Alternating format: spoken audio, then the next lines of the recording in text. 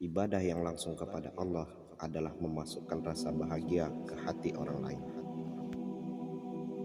Muslim belum tentu Islam, karena bisa jadi umat Islam tidak merepresentasikan nilai-nilai Islam itu sendiri.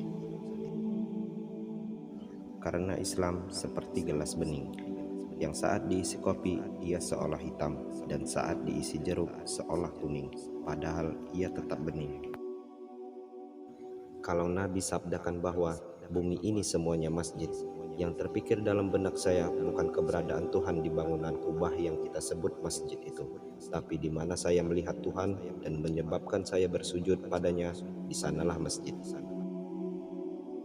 Jika kita ingin menjadi manusia yang mulia, maka tak ada cara lain kecuali menyandingkan diri kita dengan Al-Quran.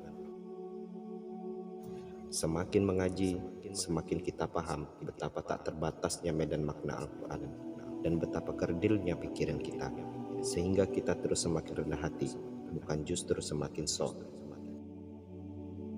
Nikmat terbesar Tuhan kepada kita adalah kemerdekaan. Kita diciptakan merdeka, syukuri, dan mau menjadi diri sendiri.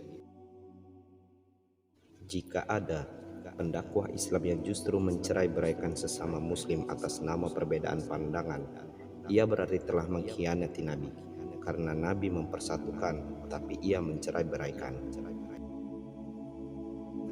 Matematika Allah bukan dihitung dari seberapa langkah kita ke masjid, tapi seberapa besar kemauan kita.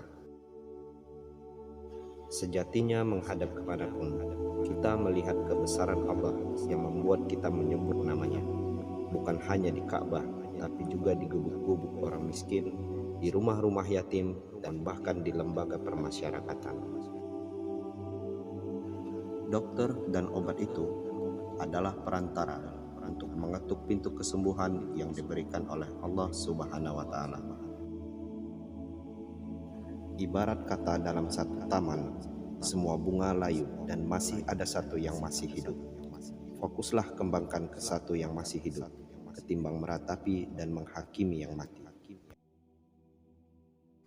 Jangan sampai setelah berhijrah, ibadah kita menjadi lebih semangat, namun kita menjadi tidak murah senyum kepada orang lain. Jika seseorang itu bukan saudaramu dalam agama, maka dia saudaramu dalam kemanusiaan.